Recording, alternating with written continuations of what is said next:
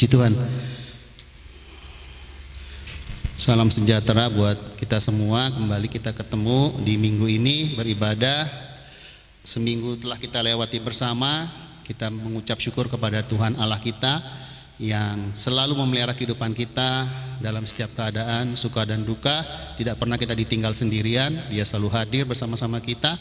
Nah, siang hari ini tema tahunan dari House of Kana Church adalah The Year of the Holy Spirit, dan di bulan Maret itu Pastor Sam menaruh tema Aku adalah Aku. Saya ingin coba untuk mengkupas Aku adalah Aku dari kepribadian Roh Kudus. Saya sangat merindukan dan berharap untuk setiap kita sungguh-sungguh dapat menangkap apa yang Tuhan rindukan untuk kita sama-sama percayai dan akan kita lalui baik di tempat ini secara saudara bersaudara di dalam Tuhan maupun di dalam lingkungan hidup keluarga masing-masing. Saya ambil dari Injil Matius ya, harta yang terpendam. Matius 13 ayat 44, cukup jelas ya. Saya agak kecil tapi tadi saya bold PowerPoint-nya supaya dapat dibaca juga. Saya bacakan Matius 13 ayat 44. Hal kerajaan sorga itu seumpama harta yang terpendam di ladang, yang ditemukan orang lalu dipendamkannya lagi. Oleh sebab sukacitanya pergilah ia menjual seluruh miliknya lalu membeli ladang itu. Saya kasih merah kerajaan sorga yang nanti juga kita akan sharingkan bersama. Hal-hal apa yang menyangkut pengajaran tentang hal kerajaan sorga. Terus harta. Setiap kita hidup di dunia ini kita pasti ya tahu apa artinya harta secara materi. Itu bersifat sementara. Tapi di Matius 13 ayat 44 ini, ayat 44, ada harta yang tidak akan pernah habis. Dia bersifat kekal. Itu yang akan Tuhan Yesus ajarkan kepada setiap kita pada siang hari ini, bahwa harta yang terpendam itu saudara dan saya harus memiliki kerinduan untuk mempelajarinya.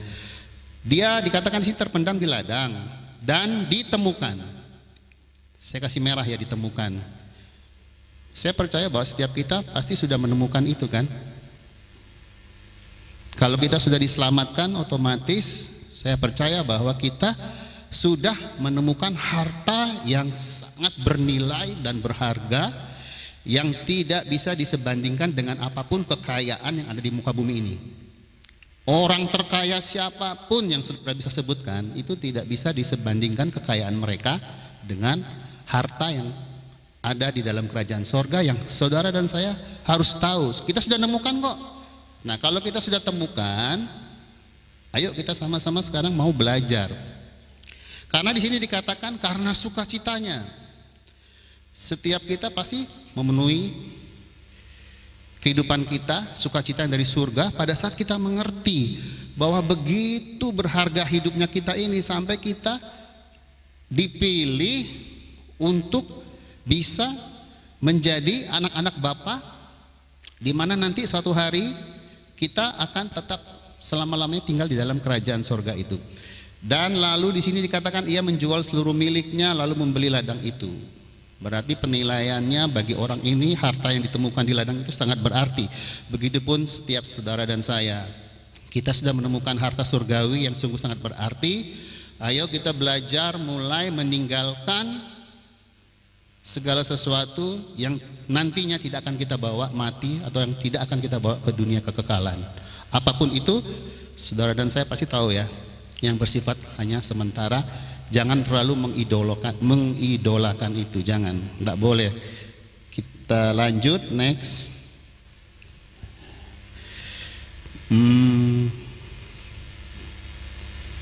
Satu lagi, Pak.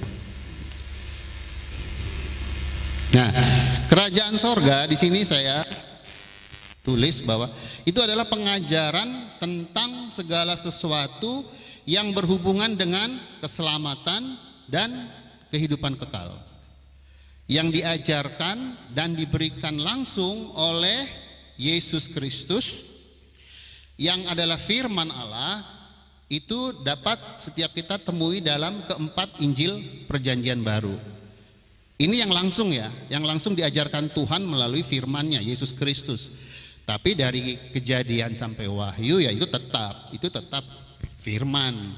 Maksud saya di sini yang paling atas itu kerajaan surga itu pengajaran tentang segala sesuatu tadi itu diajarkan langsung oleh Sang Firman Yesus Kristus. Di dalam Yohanes 1 ayat 1 ini buktinya. Bukan manusia yang ngomong tapi firman. Pada mulanya adalah firman, firman itu bersama-sama dengan Allah dan firman itu adalah Allah. Jadi ya Yesus Kristus itu adalah Allah sendiri.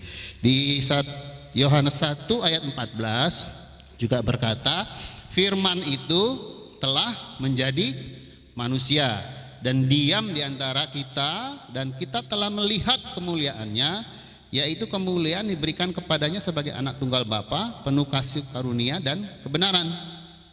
Jadi yang saya bold merah ini ada benang merahnya ya, bahwa Yesus Kristus itu firman, terbukti ya di Yohanes 1, firman itu adalah Allah. Selanjutnya firman itu telah menjadi manusia.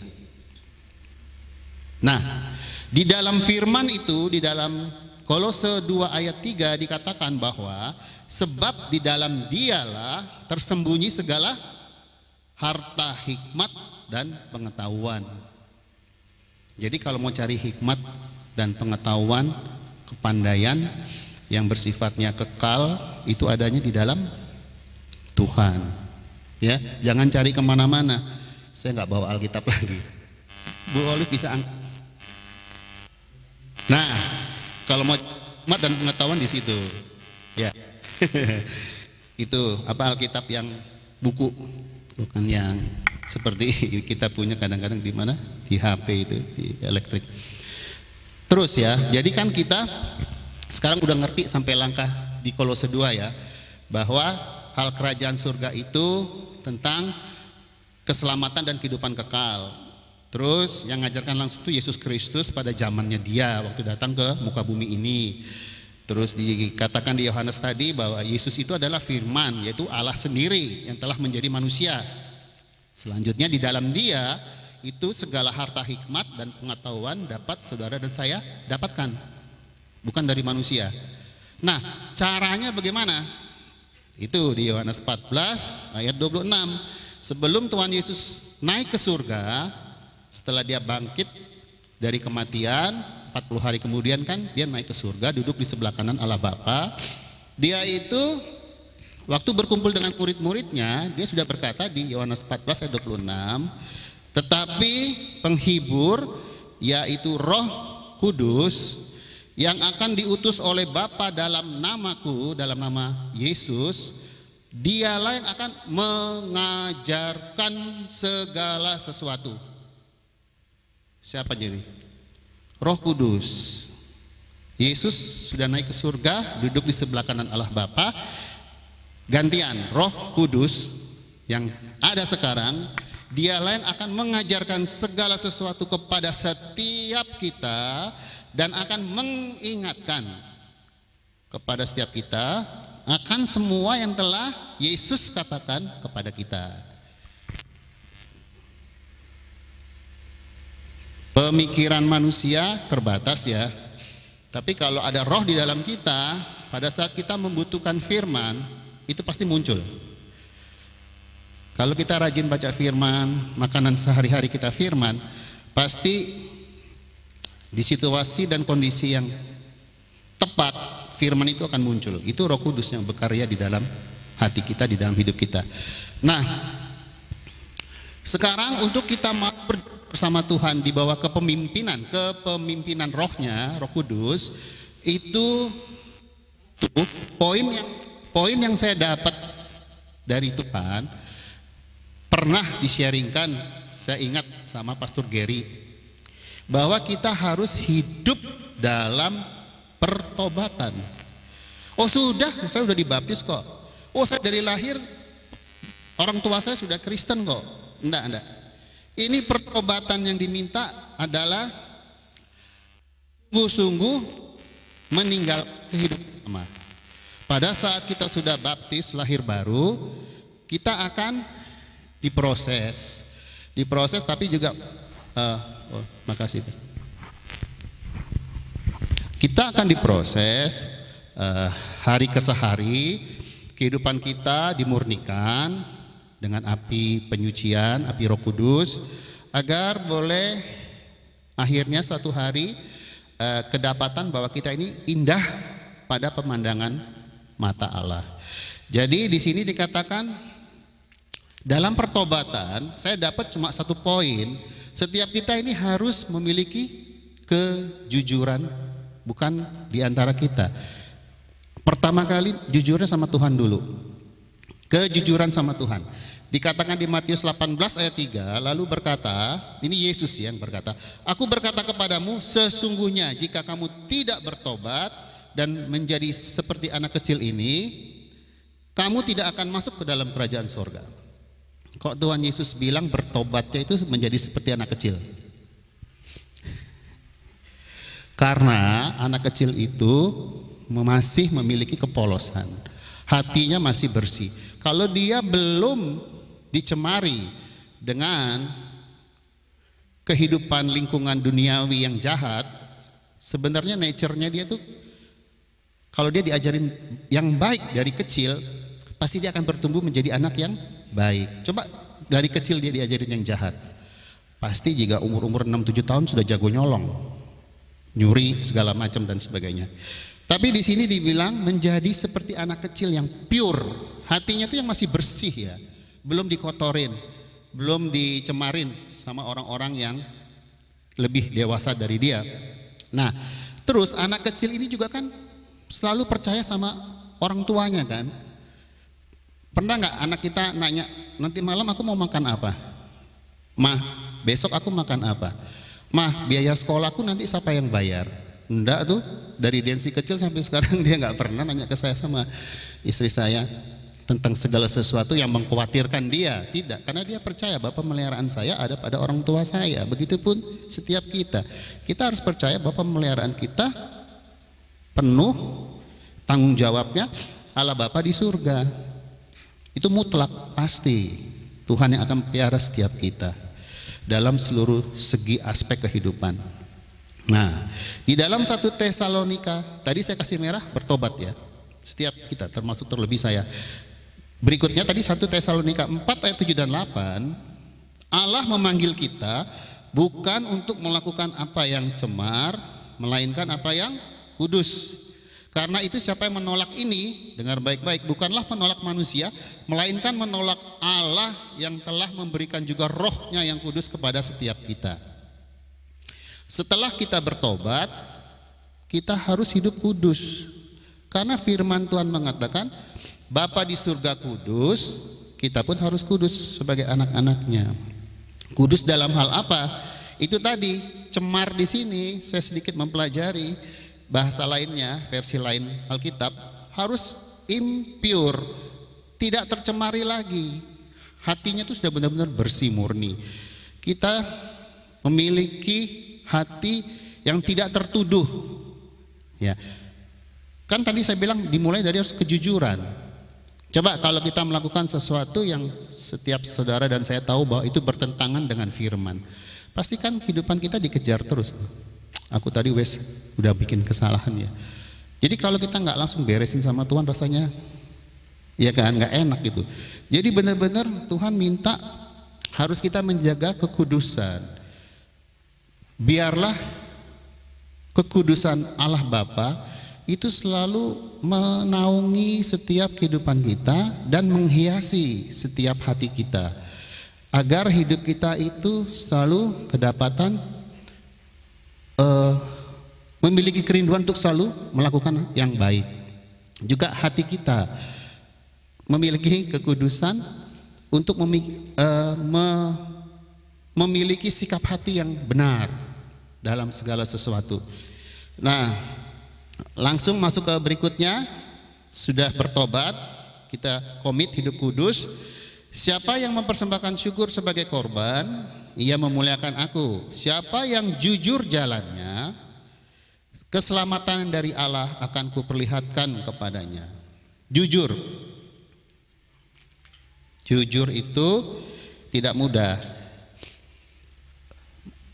Bertobat dalam arti begini, dulu masih suka bohong, setelah bertobat dibaptis, terima Yesus sebagai juru selamat secara pribadi, tapi bohong masih jalan terus.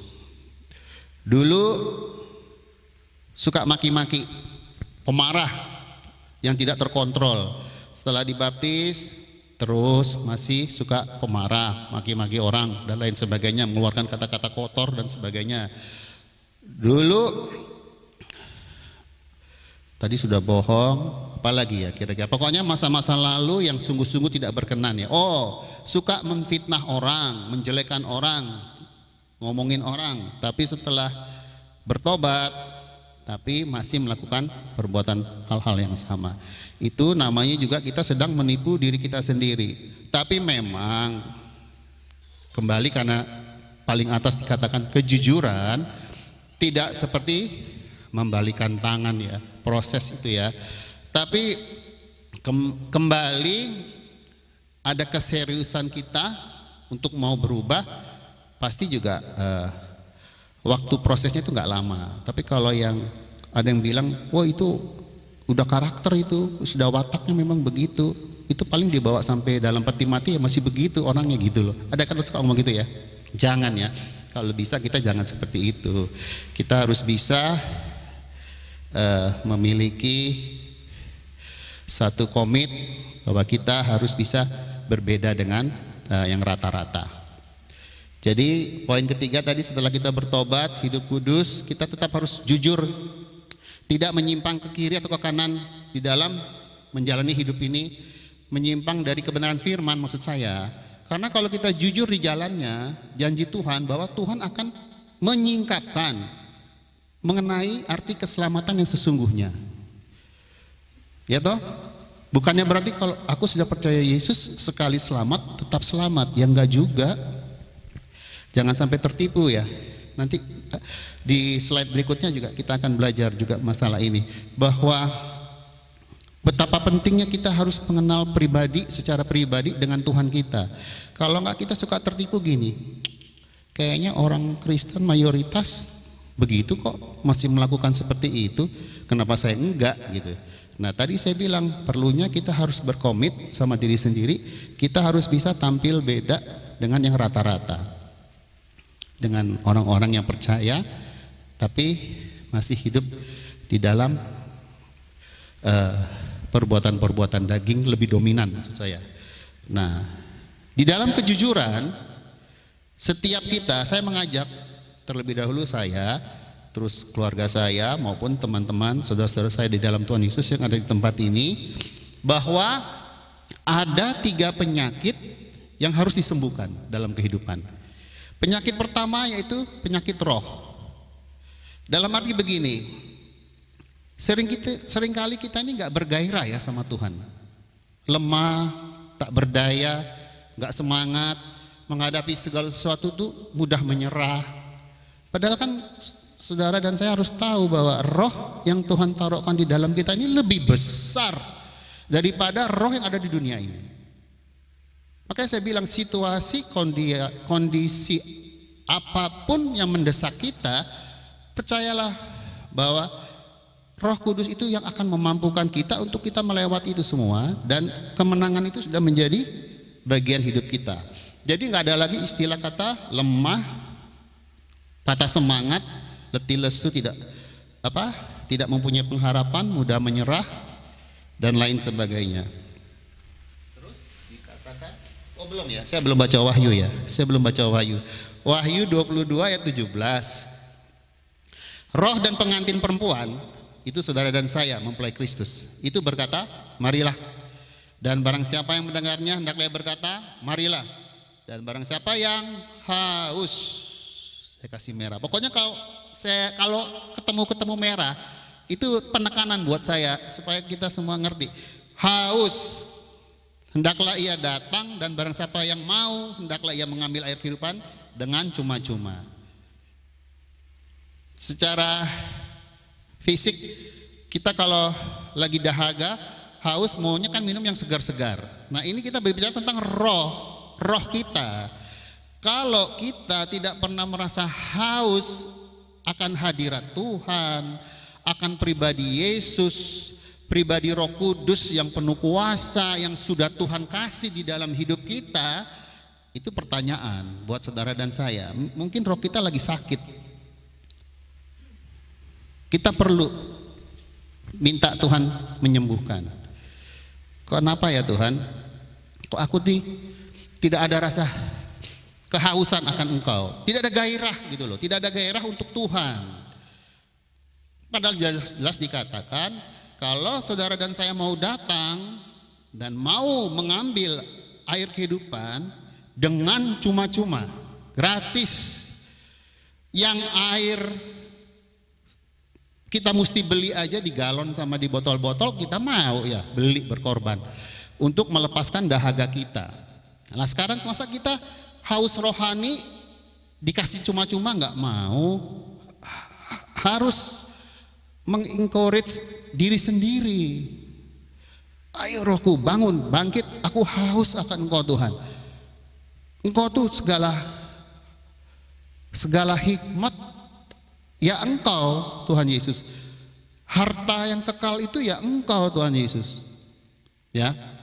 Jadi bangkitkan gairah roh kita untuk sungguh-sungguh memiliki haus akan Tuhan. Dan jadi penyakit roh udah jelas ya, bahwa bagi setiap kita, siapapun, juga orang-orang yang percaya Yesus, kalau dia tidak memiliki kehausan akan Tuhan, itu perlu dipertanyakan, berarti dia masih mempunyai penyakit di rohnya. Maksudnya yang harus minta kesembuhan dari Tuhan. Hanya Tuhan yang sanggup. Biarlah Roh Kudus menjamah hati kita, roh kita menyala-nyala, dan layanilah Tuhan. Itu kan ada firman-Nya. Bentuk pelayanan bukan hanya di gereja, diawali dari rumah tangga masing-masing. Baru yang bekerja, yang tuntut ilmu, sekolah, kuliah, apapun dah kegiatan kita hari-hari, itu kita harus praktekkan. Dan akhirnya apa ya? Ini masuk ke penyakit jiwa. Kalau penyakit jiwa itu di sini saya kategorikan orang yang selalu takut, dikit-dikit takut, khawatir, cemas, bimbang, hati selalu mendua. Jadi kembali lagi, Bu Olive boleh diangkat Bu. Percuma baca-baca ini tuh nggak percaya, buang waktu baca firman, tapi masih mempunyai penyakit jiwanya, takut, khawatir, cemas, bimbang, hati mendua. Ke gereja juga nyari orang pinternya juga, nyari orang-orang yang bisa cari jalan untuk masa depan, untuk apa aja. Manusia yang dicari maksud saya, nggak boleh ya. Terus, nah ini dikatakan di Mazmur 143 ayat 6, aku menadakan tanganku kepadamu, jiwaku haus, sama kembali kata haus saya kasih merah, kepadamu seperti tanah yang tandus. Ini pemazmur Daud ya, mengatakan seperti itu. Jiwanya haus kepada Tuhan. Ini maaf saya bisa tisu. Sorry. Wah, saya lagi agak kok ini Pak. Sorry. Terima kasih. Maaf ya.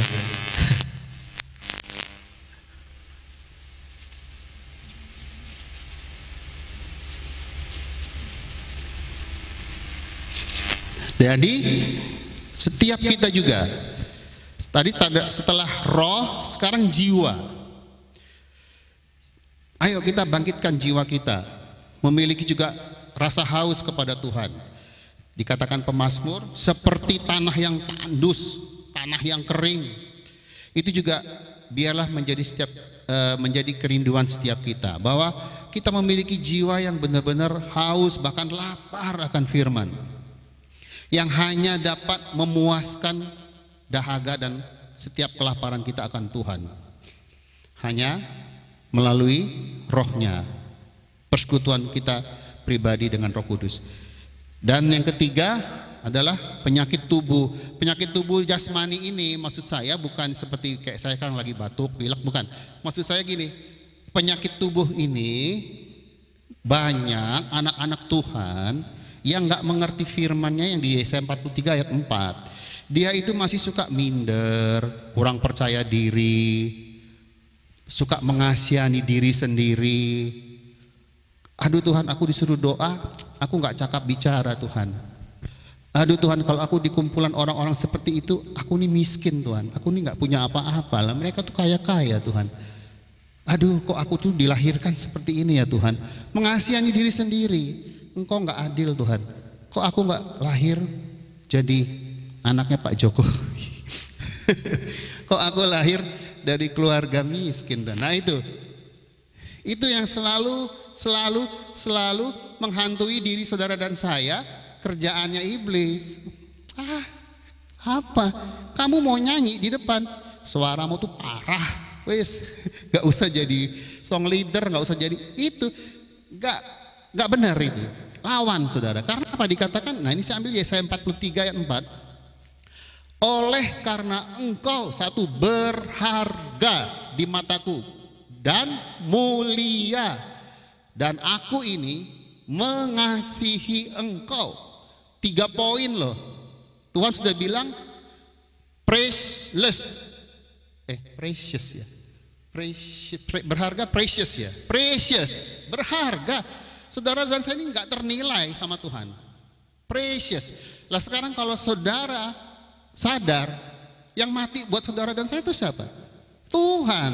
Loh kok dia mau? Kurang kerjaan apa, dipaku, disalib, babak belur, dicemeti, diludahi, dimakotai duri. Lah itu karena kita ini berharga.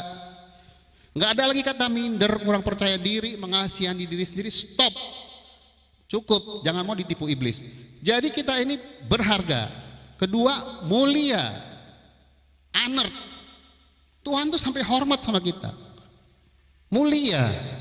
Karena dia menciptakan kita ini ke dunia ini ada tujuan. Nggak cuma numpang lewat. Ada pekerjaan-pekerjaan yang harus kita kerjakan bersama-sama dengan Tuhan, yaitu Roh Kudus yang akan membawa kita dan mengasihi saudara dan saya. Tuhan bilang, bahasa mesranya tuh I love you. Saya aja jarang ngomong ke istri saya love you. Buka kartu. Ya, maksud saya ya ini loh, Tuhan kita ini loh, I love you. Tidak ada cinta yang dapat diberikan satupun manusia di muka bumi ini yang dapat disamai dengan kasihnya Tuhan. I love you. Jadi ini ya, dari penyakit roh, jiwa dan tubuh, kalau bisa pelan-pelan dipreteli. Tapi bukan dengan, nah saya diingatkan, bukan dengan kuat dan gagah kita, tetapi karena Roh Tuhan yang memampukannya. Maka tadi kan di atas saya bilang harus jujur. Lah kalau kita nggak jujur sama Tuhan, kita ke dokter. Sekarang semua istri saya bawa saya ke dokter. Loh, Pak Eman sakit apa? Pak, diem aja. Lah dokternya mau ngobatin kita gimana? Kan mesti ngobrol kita. Oh saya lagi batuk pilek dok, gitu. Oh saya kasih obat ini ya. Lah sama juga dengan Tuhan Yesus. Tuhan, aku kok masih suka bohongin istriku ya. Tuhan, aku kok masih suka pemarah ya Tuhan. Tuhan, mulutku ini kok masih jahat ya Tuhan. Suka jelek-jelekin orang, suka prasangka yang buruk sama orang. Loh itu semua kan perbuatan-perbuatan daging. yang tidak seturut dengan kebenaran firman yang Tuhan mau. Bagaimana tadi tingkatan bertobat, hidup kudus, dan mau jujur tuh nggak gampang. Aku kok masih egois ya Tuhan, mau menang sendiri. Seringkali kita nggak sadar akan itu. Ya, jadi mulai jujur sama Tuhan. Penyakit roh yang masih melekat dalam tubuh kita, penyakit jiwa, ataupun penyakit tubuh, saya percaya pada saat kita datang di kaki Yesus, minta kesembuhan daripada Tuhan, lambat laun, cepat lambat, pasti Tuhan akan sembuhkan. Ya.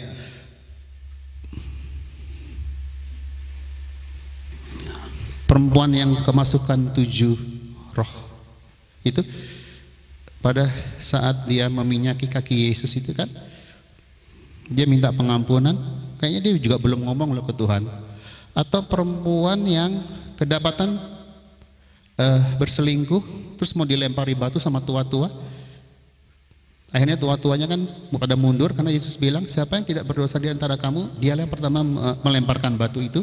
Akhirnya semua pada tua-tua pada mundur, kan Yesus nggak menghukum dia kok, cuma Yesus bilang pergilah, aku sudah mengampunimu, jangan berbuat dosa lagi. Maksudnya Tuhan Yesus ini jangan bikin lagi yang sama gitu loh. Bukannya berarti dosa yang lain juga kita boleh bikin, berarti enggak.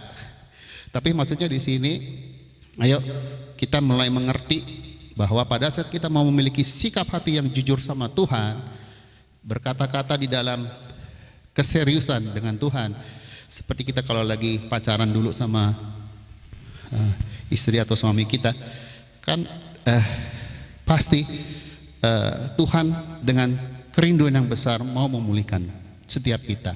Ada juga saya diingatkan satu firman berkata bahwa segala kenajisanku telah dilepaskan oleh kebenaran firman. Jadi kita ini harus setiap hari bisa mempraktekkan untuk 3 penyakit yang ada pada setiap kita masing-masing untuk mulai dibersihkan, baik secara roh, jiwa, dan tubuh jasmani. Next itu apa ya, tentang nah tadi kan pertama saya dapat poin pertobatan. Setelah tadi kita dapat poin pertama pertobatan, terus kita mau datang ke Tuhan secara jujur agar setiap penyakit-penyakit kita yang masih ada di hadapan Tuhan secara roh, jiwa, dan tubuh jasmani dibersihkan. Baru saya mengajak setiap kita baru bisa kita membangun relasi sama Tuhan. Kalau kita mau membangun relasi dengan Tuhan, tapi hidup kita ini masih kotor gitu loh, masih banyak perbuatan-perbuatan yang Tuhan sebenarnya nggak suka. Tuhan bukan tidak suka kita, Tuhan nggak suka dosanya kita. Jangan nanti katakan Tuhan mau benci aku ya, bukan, Tuhan sayang sama kita. Seperti tadi di Yesaya 43 ayat 4 katakan, berharga, mulia, dan Tuhan mengasihi kita. Nah, membangun relasi ada 2, berdoa, membaca, dan belajar firman. Berdoa di sini jangan salah berdoa ya. Kalau berdoa cuma Tuhan aku mau ini, aku, memuaskan keinginan diri sendiri, memuaskan keinginan kedagingan kita, itu berdoa yang salah. Tapi kalau berdoa dengan Tuhan, biarlah mulai hari ini ke depan saya mengajak setiap kita nanya sama Roh Kudus, Tuhan kerinduanmu itu apa untuk yang aku kerjakan hari-hari ini, rencanamu itu apa untuk aku hidup di dunia ini. Jadi banyak munya. Kalau kita sekarang berdoa itu selain kita mengucap syukur, pertama selalu kita kan mengagungkan Tuhan.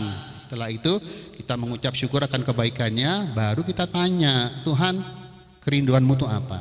Biar aku bisa menangkap Tuhan apa yang menjadi kerinduanmu untuk hidupku. Jadi jangan cuma mu-mu-mu-munya tok yang keluar dari mulut kita. Kok mau jadi ku tok. Terus baru tadi membaca dan belajar firman. Bu Olivia udah angkat 2 kali cukup saya. Belajar dan membaca dan belajar firman itu mutlak. Jangan cuma baca aja, belajar secara pribadi dengan Roh Kudus atau belajar secara corporate, secara kelompok begini ya. dalam wadah kekudusan Tuhan. Nah, membangun relasi dengan berdoa, membaca dan belajar firman itu gunanya buat apa? Ini poin satu dulu, untuk mengenal Allah yang benar. Mengenal Allah yang benar, karena ditutup Alkitab di surat Petrus mengatakan akan banyak pengajaran-pengajaran sesat yang menyampaikan Allah yang tidak benar.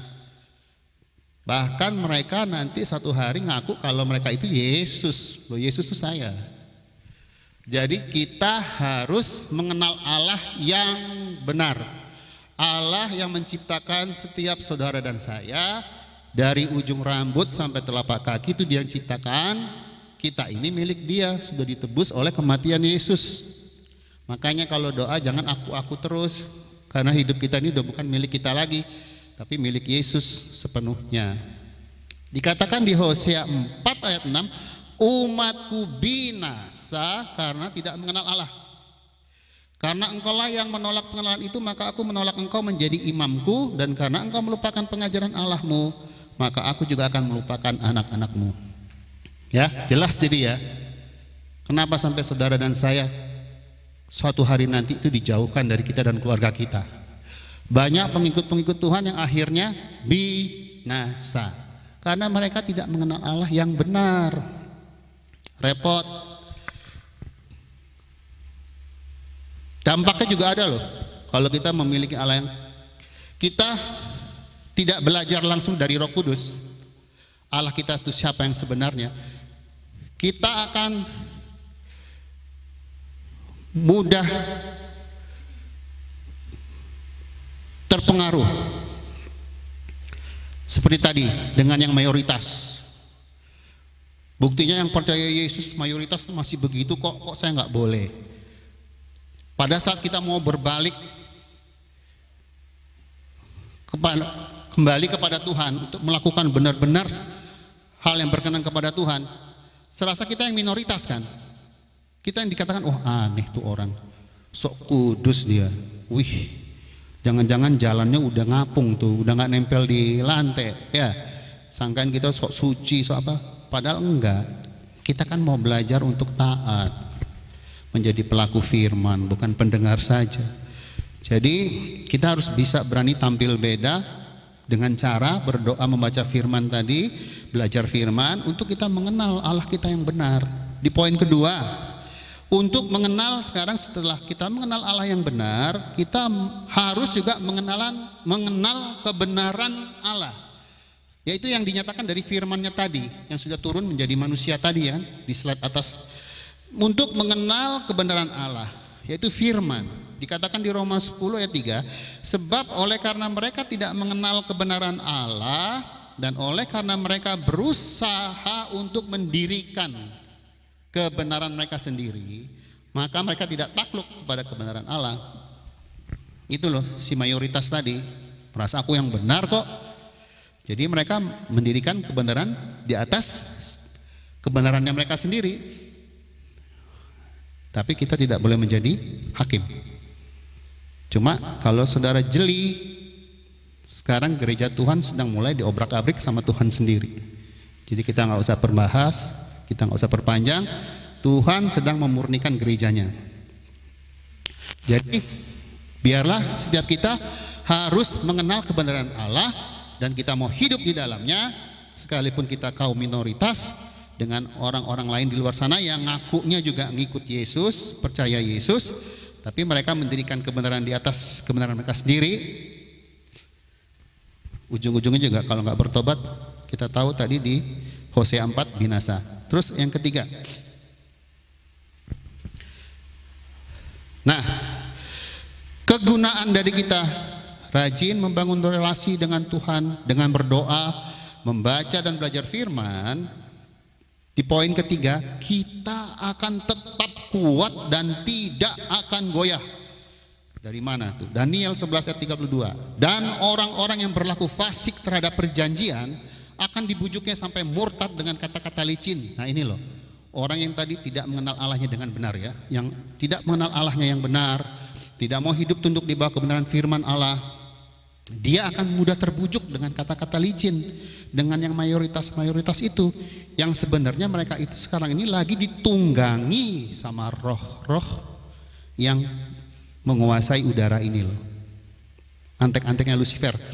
Nah di sini di B-nya, tetapi umat yang mengenal Allahnya akan tetap kuat dan akan bertindak. Sekalipun dia pikir, kok cuma bertiga, kok kita cuma berlima, di sana ribuan, nggak perlu takut. Kita sudah mengenal Allah yang benar kok. Kita sudah mau komit hidup dalam kebenarannya, ditunduk di bawah otoritas yang dari surga, kembali di bawah kepemimpinan Roh Kudus. Maka kita, Tuhan kasih kepastian akan tetap kuat, tidak akan pernah goyah, sekalipun kita kaum minoritas. Ini ya, membangun relasi dengan cara berdoa dan membaca. Terus gunanya itu tadi untuk poin 1, 2, dan 3. Berikutnya masuk ke 3, respon. Jadi tadi kan poin pertama yang saya dapatkan, kita harus bertobat dulu. Ya, setelah bertobat kita mau hidup kudus, mau jujur di hadapan Tuhan untuk kekurangan-kekurangan yang masih kita kerjakan hari-hari ini. Tuhan akan bersihkan, dengan darahnya kita disucikan, dosa-dosa kita diampuni, dan kita berusaha keras berjuang di dalam hidup ini untuk komit tidak lagi Tuhan melakukan kesalahan-kesalahan yang lama yang sudah Engkau hapuskan di masa laluku. Aku mau kubur, aku mau mulai sesuatu yang baru dengan Engkau. Maka sekarang setelah poin 2 tadi kita membangun relasi, sekarang setelah kita membangun relasi dengan Tuhan, respon kita tuh apa? Reaksi, respon atau reaksi? 1, dikatakan mendengar suara Tuhan lebih baik daripada korban. 1 Samuel 15 ayat 22. Ingat ya kejadiannya. Saul, dia kan nyari hati ke rakyatnya ketimbang takut sama Tuhan. Dia mengorbankan bukan yang disuruh Tuhan. Itu kan tugasnya Imam Eli, Nabi. Lah dia raja kok mau-maunya melakukan sesuatu di luar perintahnya Tuhan. Makanya ditegur oleh Tuhan, mendengar suara Tuhan itu lebih baik. Dalam arti di sini setiap kita mau melakukan sesuatu yang baik untuk Tuhan disenangkan boleh-boleh aja, tapi mendengar suara Tuhan itu lebih penting.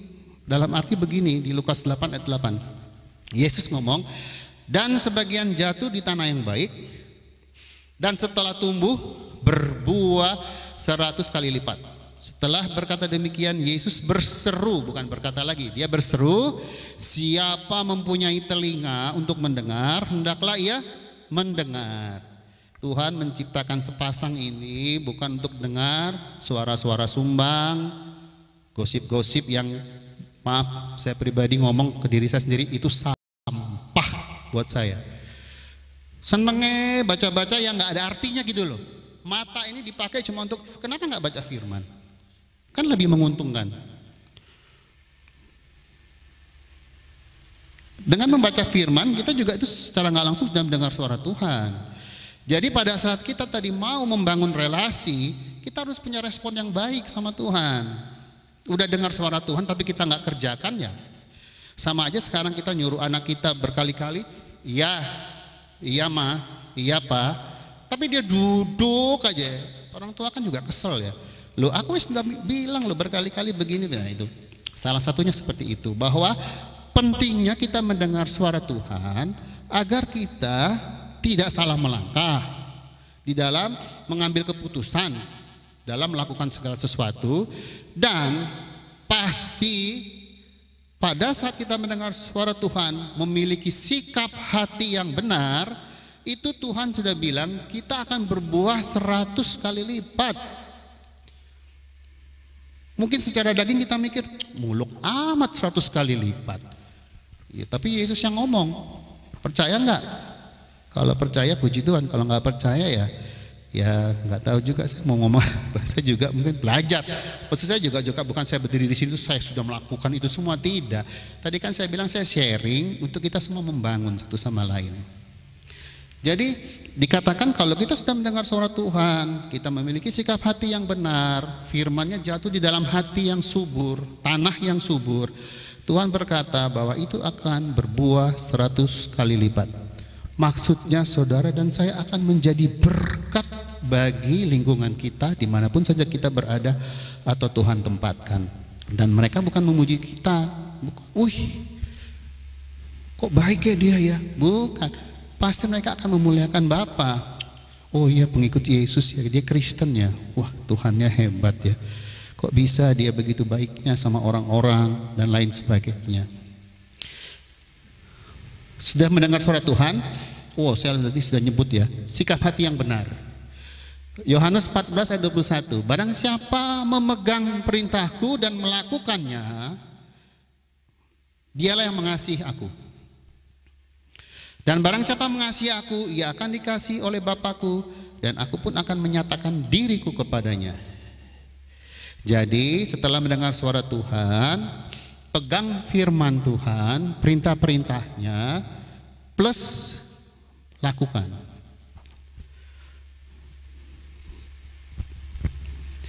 Jadi betapa pentingnya pada saat kita memiliki respon, reaksi yang benar setelah kita mendengar suara Tuhan, kita pegang perintah-perintahnya, kita lakukan. Dialah Tuhan katakan yang mengasihi dia, mengasihi Tuhan. Lebih banyak kesempatan bagi mereka yang sebenarnya bekerja ya, karena mereka kan banyak ketemu orang ya, sama masalah-masalah dalam hidup ini. Jadi mereka sebenarnya lebih banyak chance untuk ditempa oleh firman, untuk kita bisa betul-betul menjadi apa yang sudah seturut Tuhan tetapkan untuk setiap kita melalui firman ini. Next. Udah habis nih berarti. Kesimpulan dari aku dari kepribadian Roh Kudus, kalau saya ya pasti setiap itu juga dapatnya akan sama, maksud saya nggak mungkin beda, bahwa di dalam Roh Kudus itu ada kuasa. Terbukti di Kisah Rasul, bukan ada kuasa, kuasa itu adalah Roh Kudus sendiri, bukan ada kuasa. Kuasa itu adalah Roh Kudus sendiri. Kisah Para Rasul 1 ayat 8, tetapi kamu akan menerima kuasa kalau Roh Kudus turun ke atas kamu, dan kamu akan menjadi saksiku di Yerusalem dan di seluruh Yudea dan Samaria dan sampai ke ujung bumi. Saya langsung mulai dari Yesus aja. Yesus selama kurang lebih 3,5 tahun pelayanan dia di muka bumi ini, dia nggak berjalan sendiri. Sejak dia dibaptis oleh Yohanes Pembaptis, Roh Allah sudah turun di atas dia.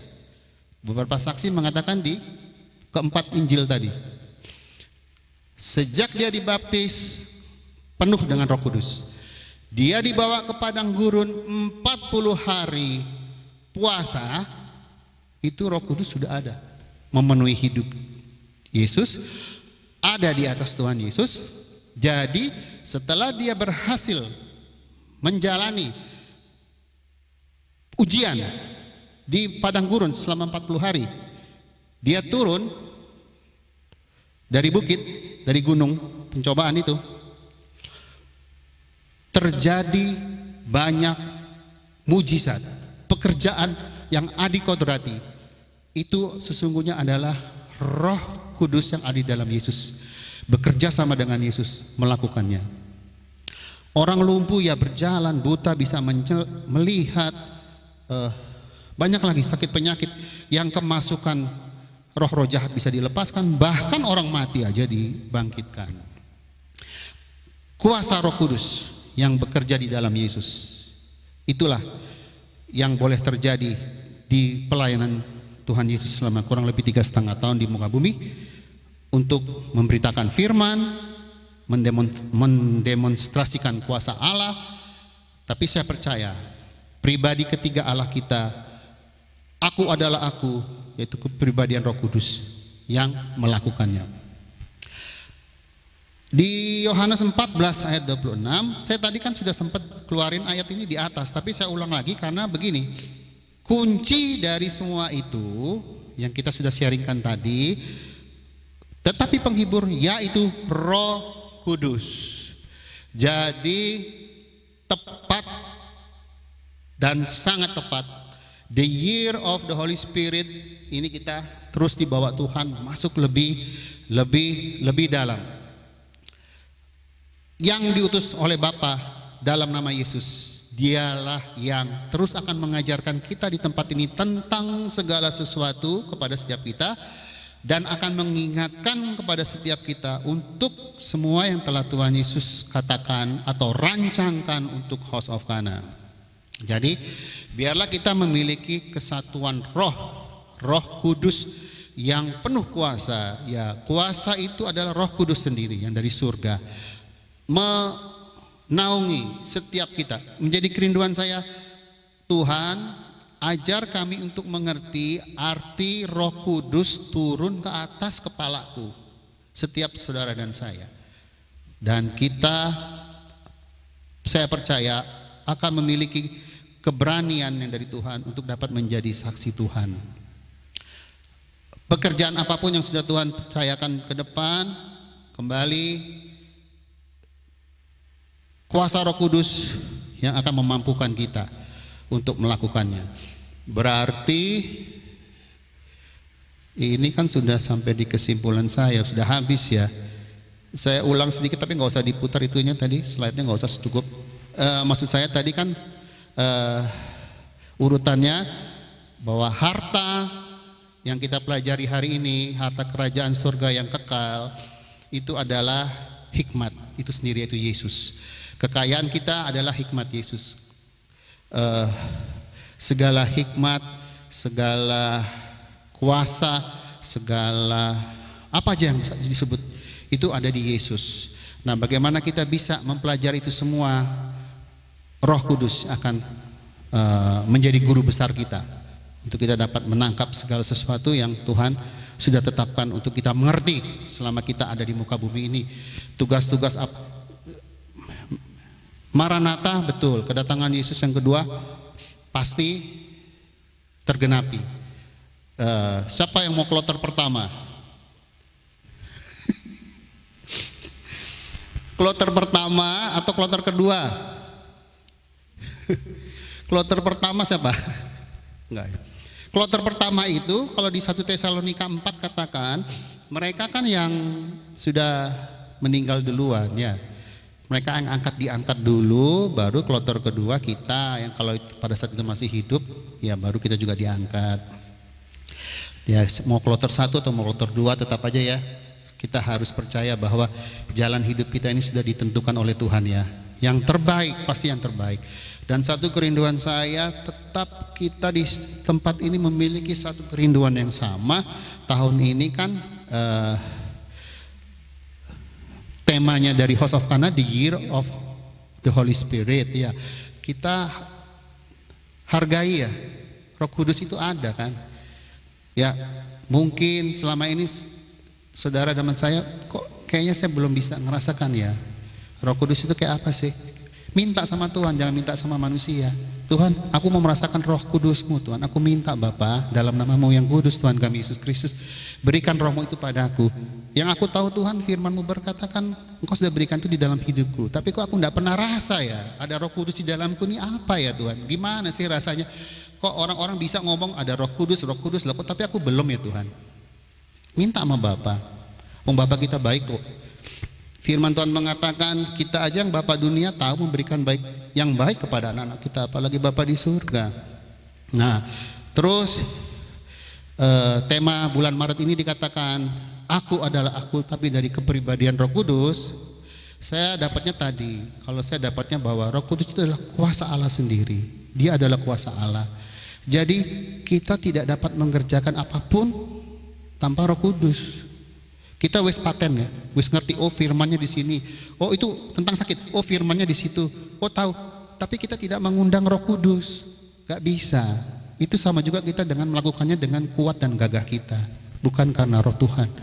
Firman Tuhan katakan, aku melakukan segala sesuatu bukan karena kuat dan gagahku, tapi karena Roh Kudus. Roh Allah yang besar ada pada setiap kita. Biarlah setiap kita mengerti bahwa betapa pentingnya, semua penting, Allah Bapa, apalagi Allah Putra, Yesus Kristus Tuhan, Allah Roh Kudus.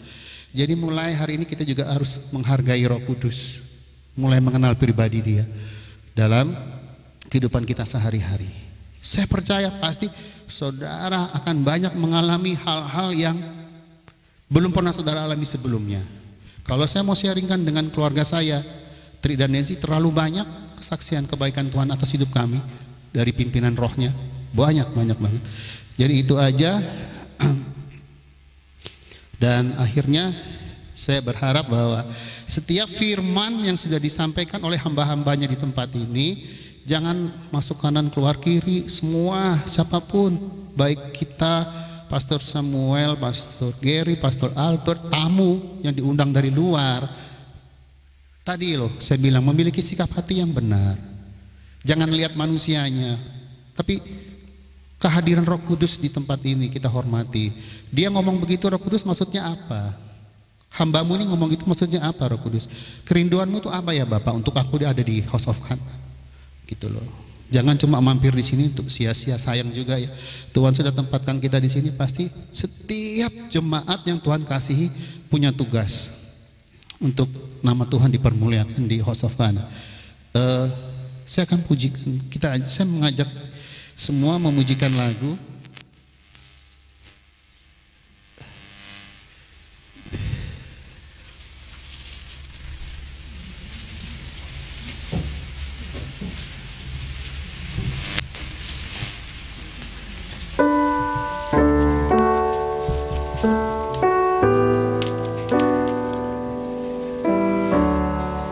Saya berharap pujian ini dapat memberkati setiap kita. Saya mengenal pujian ini juga pertama kali saya mengenal Yesus, dan nama Tuhan dipermuliakan.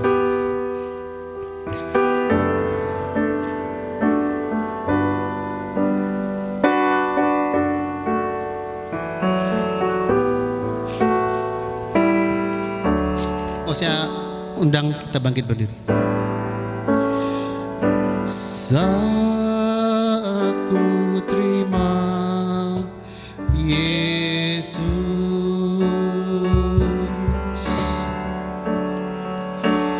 jadi baru hidup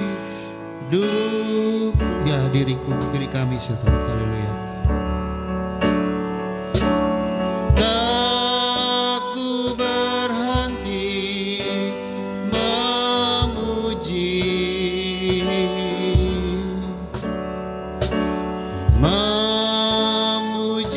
Dia selamanya. Yesus jamah, Yesus jamah segenap hidupku, dan beri damai di hatiku.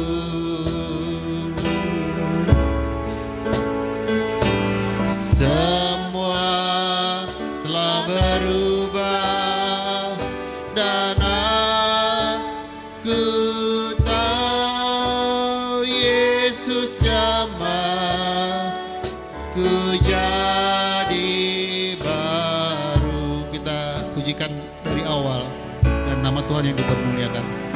Saat ku terima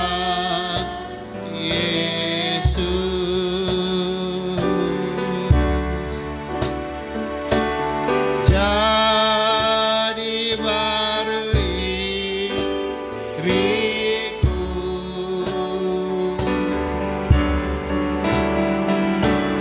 aku berhenti memuji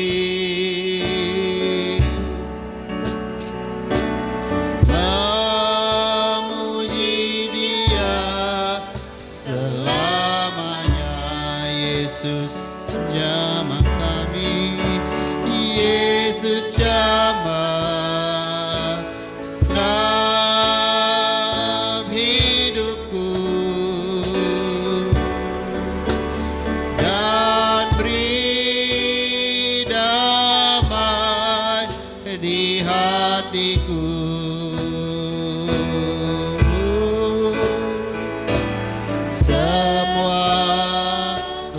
berubah dan aku tahu Yesus jamah ku jadi baru. Yesus jamah, haleluya Tuhan Yesus. Yesus jamah dalam hidupku dan damai di hatiku.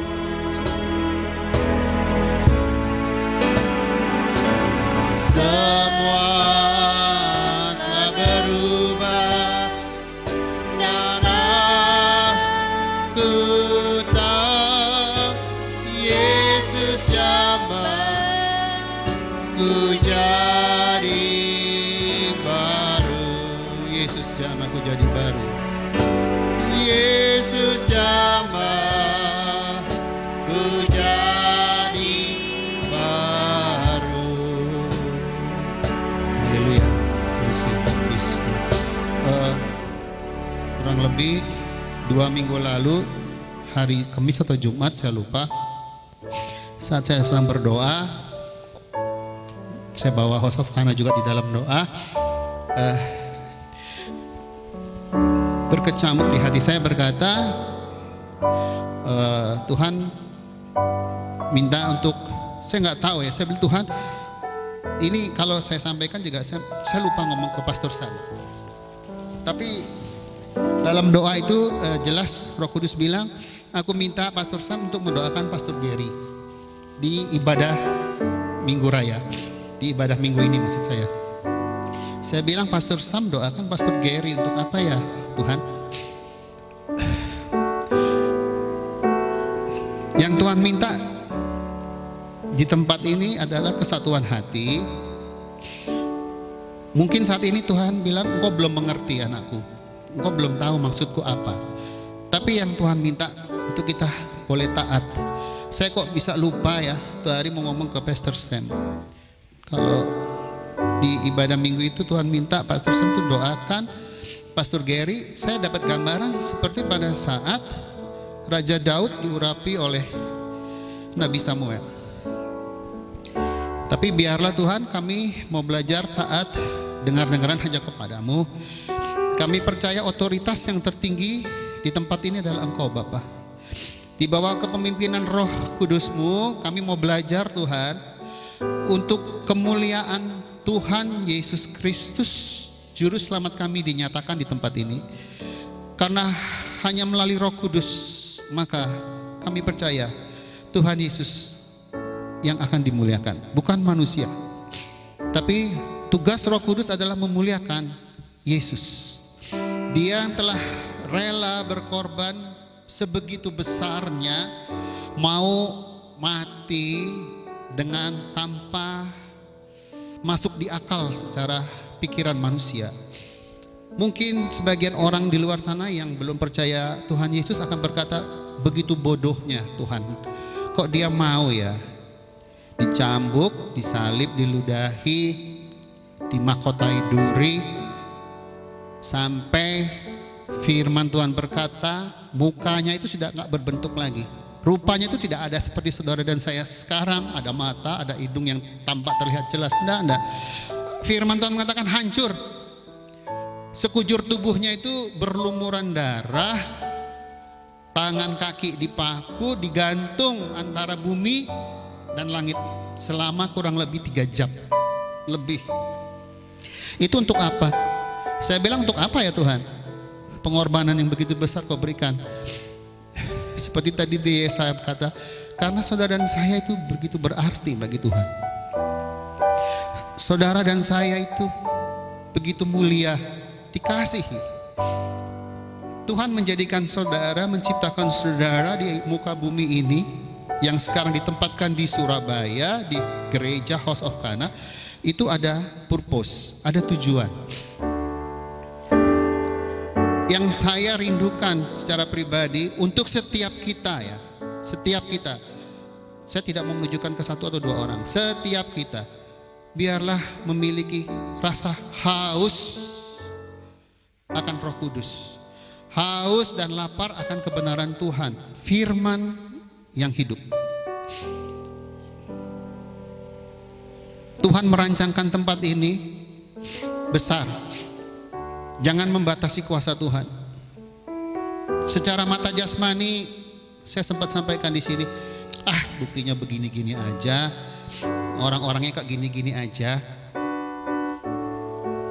Saya mengajak untuk setiap kita jujur di hadapan Tuhan. Sudahkah aku memiliki kehausan akan Engkau ya Tuhan? Apakah kau dapati roh, jiwa, dan tubuh jasmaniku ini sehat Tuhan? Sehat seperti yang sudah kau ciptakan, yang sudah kau jadikan, seturut dengan gambarmu. Saya mengajak untuk roh saudara itu bangkit. Kalau saat ini mungkin dalam keadaan tertidur, ayo bangun, sadar dan berjaga-jaga. Banyak berdoa, bersekutu dengan Tuhan. Tuhan Yesus sendiri berkata, roh penurut, tetapi daging kita ini lemah. Jangan biarkan dagingmu yang menguasai hidupmu. Kemutlakan kepemimpinan roh itu akan menghasilkan buah roh. Tadi kan juga sudah disinggung, kalau setiap benih firman yang sudah ditaruh di dalam hidup kita ini, dari kita lahir sudah Kristen, sampai hari ini kita Kristen, tapi kita belum menghasilkan buah untuk kerajaan surga, itu menjadi satu pertanyaan besar untuk saudara dan saya. Ada apa dengan saya Tuhan? Apakah roh, jiwa, dan tubuh jasmani saya ini masih sakit ya Tuhan? Masih suka khawatir, mendua hati, gak percaya sepenuhnya kepadamu, enggan-engganan Tuhan, kalau lagi nyembah Engkau kok kayak gak ada semangat ya Tuhan, gak ada selera Tuhan, aku gak ada gairah dengan Engkau Tuhan, gak ada sama sekali.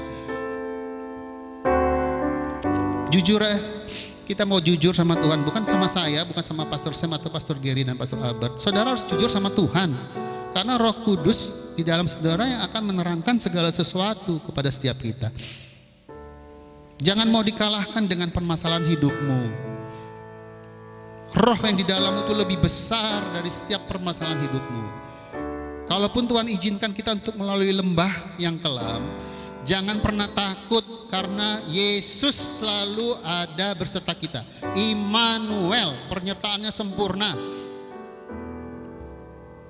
Dan satu hal yang perlu saudara dan saya tahu, apa yang sudah Dia tetapkan dan rancangkan atas setiap hidup kita tidak akan pernah gagal. Pasti terjadi. Kembali kehausan saudara dan saya akan Roh Kudus, akan Tuhan Yesus firman Allah hidup, dan mengasihi Bapa di surga dengan kasih yang sempurna. Kasih agape maksud saya, kasih yang benar, bukan kasih yang memiliki motivasi apapun. Tapi memang itu semua harus belajar, proses dan proses. Buka hati setiap kita, izinkan Roh Kudus untuk bekerja dan berkarya. Satu hal saya percaya bahwa, saya mohon maaf sebelumnya Pastor Sam kalau saya juga lupa ngomong, belum sharing atau gimana, tapi tetap saya rindu kalau Pak Sam tidak keberatan siang hari ini mendoakan Pastor Gary, saya nggak tahu.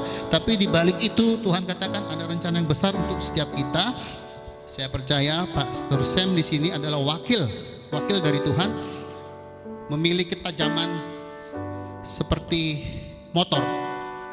Motor itu adalah penggerak ya, penggerak untuk terjadinya suatu pekerjaan ilahi yang adikodrati yang supranatural itu boleh terjadi. Sekalipun kita minoritas, kembali ya, jangan lihat yang mayoritas. Tapi buktinya Tuhan di luar sana yang Kristen masih begini, begitu dan lain sebagainya. Tidak, dalam nama Tuhan Yesus, apa yang bukan berasal dari Tuhan, hancurkan dalam nama Tuhan Yesus. Dalam penyembahan tadi, berkali-kali Tuhan lihat di bawah kaki saya, itu ada ular. Nah, saya ini gak mau terlalu rohani, enggak. Saya cuma tanya Roh Kudus, ini dari tadi kok penglihatannya gak hilang-hilang, apa ya Tuhan? Tuhan bilang, jangan manja lagi. Saudara dan saya harus mau berperang. Tapi satu hal yang harus saudara dan saya tahu, sesungguhnya Tuhan yang berperang bagi kita. Bagian kita hanya taat. Tuhan, aku harus apa? Berdoa aja, berdoa. Dalam nama Tuhan Yesus, aku percaya setiap penguasa-penguasa di udara yang ingin berusaha untuk mencoba menggagalkan kegerakan revolusi rohani di tempat ini, kami patahkan dan hancurkan dalam nama Tuhan Yesus. Kami memiliki hati yang teguh di dalam Engkau ya Tuhan, hati yang bulat. Kami mau serius dengan Engkau ya Tuhan, karena hari-hari ini firman Tuhan berkata jahat, dan waktunya itu sudah gak lama lagi. Sudah terlihat penghakiman sudah dimulai dari rumah Tuhan sendiri, dan Tuhan mau serius dengan tempat ini. Mata Tuhan sedang tertuju kepada genap umatnya di seluruh muka bumi yang mau bersungguh-sungguh hati kepada Tuhan. Tapi Tuhan katakan sedikit, cuma sedikit yang mau serius dengan aku.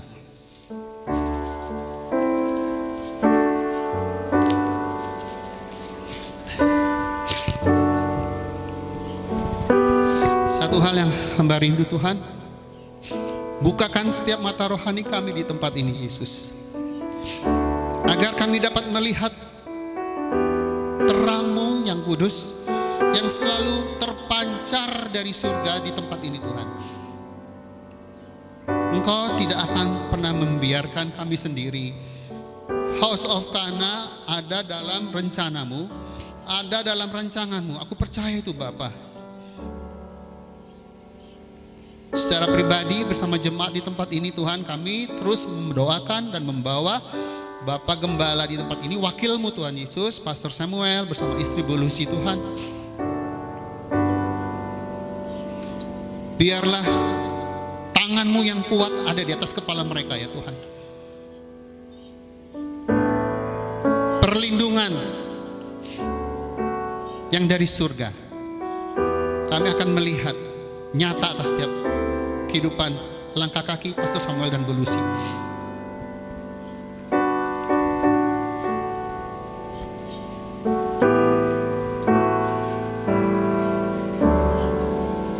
Kami mau berkata, setiap penggoda ataupun perbuatan-perbuatan si jahat yang ingin terus berusaha untuk mengganggu perjalanan kehidupan rumah tangga Pastor Samuel dan Bu Lucy, di dalam nama Tuhan Yesus akan hancur berkeping-keping, akan hancur dalam hadirat Tuhan. Keluarga besar Pastor Samuel dan keluarga besar Ibu Lucy ada dalam perlindungan-Mu yang sempurna ya Bapak. Immanuel, Engkau berkata Immanuel atas setiap kami. Itu boleh terjadi atas kehidupan keluarga besar Pastor Samuel dan Bu Lucy.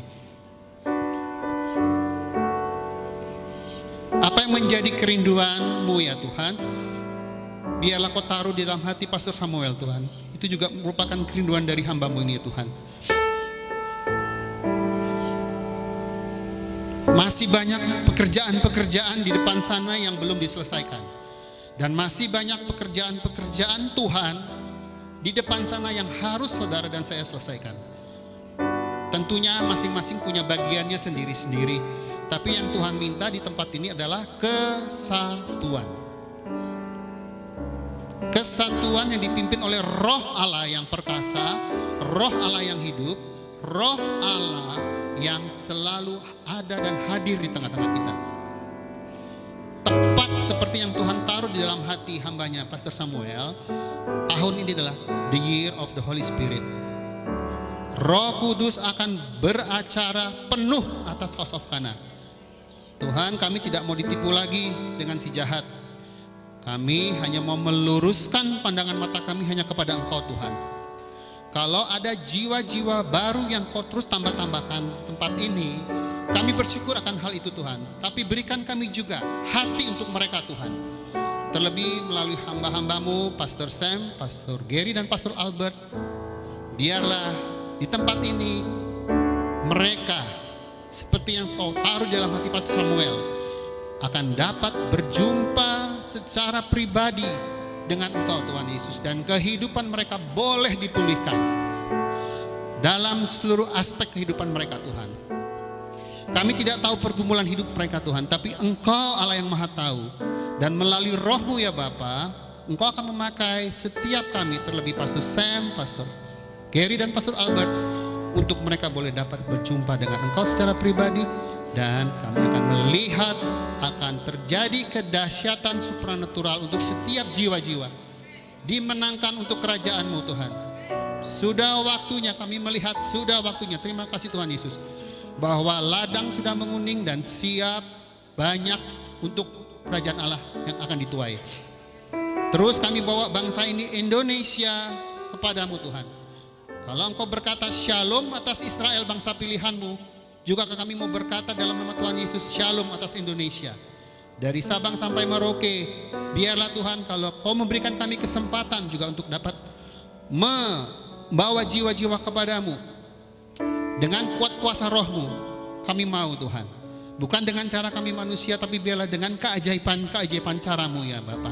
Kami tidak tahu caranya bagaimana Tuhan, tapi satu hal yang kami minta dan kami mau berkata, kami tidak mau jalan sendiri, kami mau jalan bersama-sama dengan Engkau Tuhan Yesus. Kami tidak mau jalan sendiri Tuhan, karena di luar Engkau semuanya adalah sia-sia. Terima kasih Tuhan, terima kasih untuk rekan-rekan sekerja Allah yang begitu baik-baik di tempat ini Tuhan, yang daripada Engkau. Kami semua Tuhan, rekan-rekan sekerja-Mu, Kau tempatkan orang-orang yang baik di sini untuk kami ya Tuhan, untuk saling melengkapi, saling mengasihi di dalam kasih Bapa, dan terlebih adalah Tuhan melakukan setiap apa yang sudah Kau percayakan untuk House of Kana. Terpujilah nama-Mu dari kekal sampai kekal. Kesehatan secara roh, jiwa dan tubuh ada pada setiap kami. Di dalam nama Tuhan Yesus, untuk itu kami bersyukur senantiasa kepadamu. Haleluya Tuhan Yesus. Dalam nama-Mu yang kudus.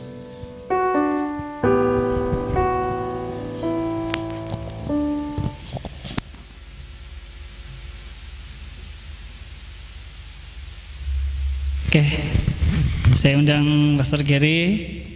Mari Ger. Kita arahkan tangan kita ke Pastor Gary ya. Di dalam nama Tuhan Yesus, visi Tuhan tambah tajam, tambah fokus.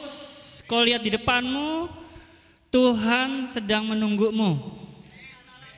Tuhan nyatakan, Tuhan panggilanmu, Tuhan kembali remind him Tuhan. Ingatkan kembali ia akan panggilanmu kepada dirinya. Di dalam nama Tuhan Yesus, semua kata-katamu yang telah Engkau ucapkan di hadirat Tuhan tentang masa depanmu pasti terjadi. Kerinduan-kerinduanmu di dalam hadirat Tuhan untuk lebih sungguh-sungguh dalam melayani Tuhan pasti terjadi. Karena kata-kata itu Tuhan sudah tangkap dan Tuhan meteraikan di dalam nama Tuhan Yesus. Karena untuk itulah Tuhan sudah mati bagi engkau secara pribadi di dalam nama Tuhan Yesus. Bukalah matamu, karena di dalam tanganmu, di dalam kakimu, di dalam seluruh tubuhmu ada kuasa Kristus, siap untuk melakukan perbuatan keajaiban Tuhan. Jangan melihat apa yang gak ada di dalam dirimu.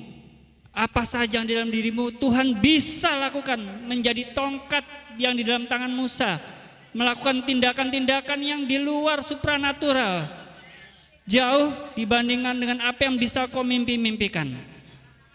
Di dalam nama Tuhan Yesus, biarlah House of Kana Tuhan boleh menjadi dinamit di dalam roh Tuhan, melalui hamba-hambamu, juga hambamu Pastor Gary dan Pastor Benny Tuhan. Terima kasih Bapak. Bangkitkan pemimpin-pemimpin di antara kami. Di antara tangan-tangan jemaat diangkat sekarang, mulai disediakan otoritas menjadi pemimpin. Bahkan engkau mengangkat tangan, engkau enggak sadar, padahal engkau sedang mengangkat tangan, menyatakan, Tuhan bangkitkan aku menjadi pemimpin Tuhan. Aku nubuatkan engkau akan pergi ke bangsa-bangsa, engkau akan pergi ke pulau-pulau, kota-kota, menjadi hamba-hamba Tuhan, dibangkitkan di dalam nama Tuhan Yesus. Terjadi sesuai dengan kata-kataku di dalam nama Tuhan Yesus. Terima kasih Bapak, terima kasih, mengucap syukur. Kita akan mendapatkan doa berkat dalam nama Tuhan Yesus.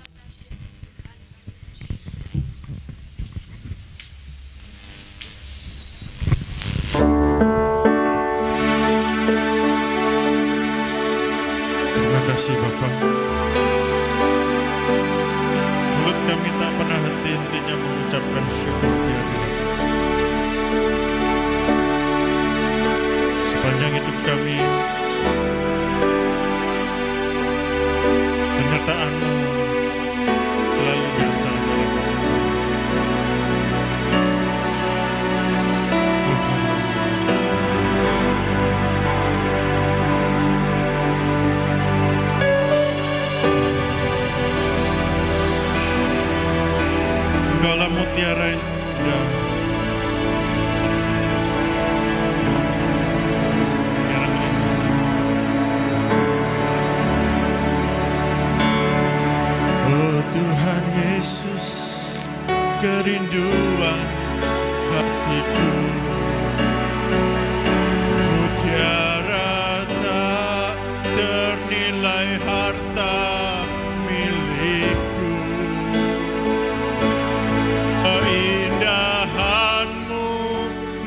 memudarkan dunia. Di mata Engkau termulia. Oh Yesus, kerinduan hatiku. Mutiara tak ternilai harta milikku. Keindahanmu memudarkan dunia. Di mataku Engkau termulia. Di mataku Engkau termulia. Di mataku Engkau termulia.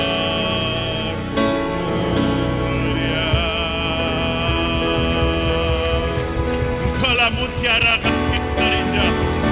Kami tanggalkan semuanya, hanya menuju kebesaran-Mu saja.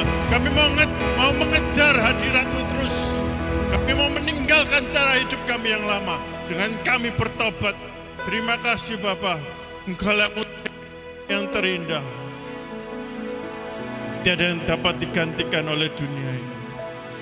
Angkatlah kedua tanganmu, terimalah pengurapan daripada Allah Bapa, pengampunannya di dalam anaknya yang tunggal Yesus Kristus, dan kekuatan penghiburan di dalam rohnya yang kudus akan terus menyertaimu, memimpinmu, membimbingmu, menyertaimu di dalam keluargamu, di dalam pekerjaanmu, di dalam sepanjang kehidupanmu.